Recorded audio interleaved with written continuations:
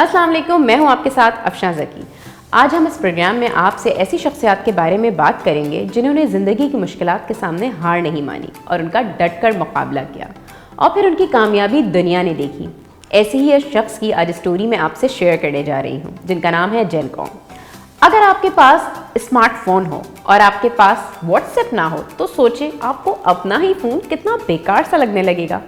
اس what's app app کا مالک جین کوم اپنے ایک ہی دستخط سے 19 بلین کا مالک بن گیا، مگر اس کی اس کامیابی کا سفر بہت اذیت بھرا تھا۔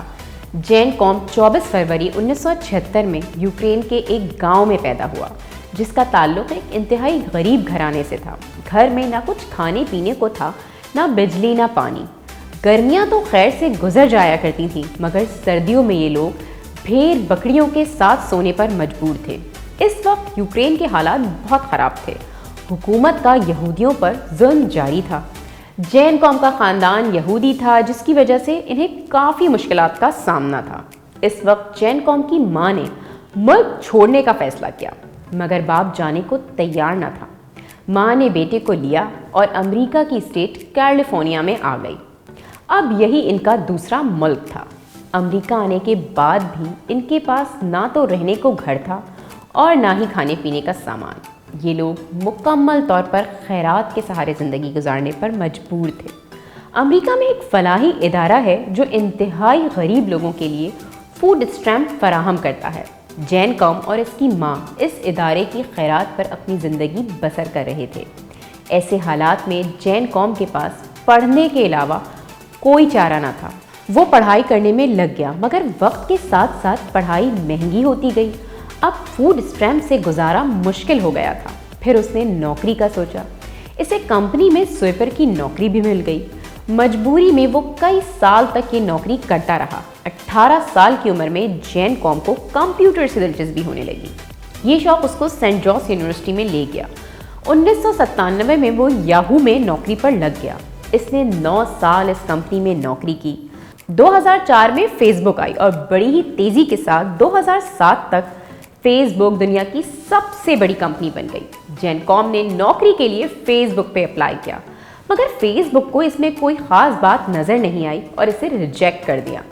مزید 2 سال وہ یہی کام کرتا رہا۔ جین کوم ایک آئی فون خریدنا چاہتا تھا، مگر اس کے حالات اس کو اس بات کی اجازت نہیں دیتے تھے۔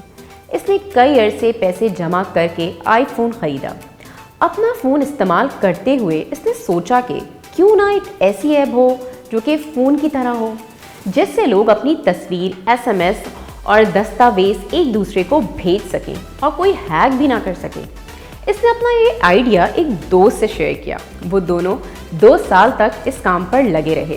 یہاں پر ایک بات آپ غور کیجیے گا، جین کوم کے پاس جب فون آیا تو اس نے کچھ نیا کرنے کا سوچا، اور آج جب ہمارے پاس فون آتا ہے تو ہم کیا کرتے ہیں، ذرا غور کیجیے گا۔ یہ ایپ فروری 2009 میں آئی اور دیکھتے ہی دیکھتے پوری دنیا میں پھیل گئی۔ آپ دنیا کے کسی بھی کونے میں کیوں نہ ہوں، آپ یہ واٹس ایپ ڈاؤن لوڈ کریں، آپ کو نیا نمبر، نیا فون خریدنے کی ضرورت ہی نہیں۔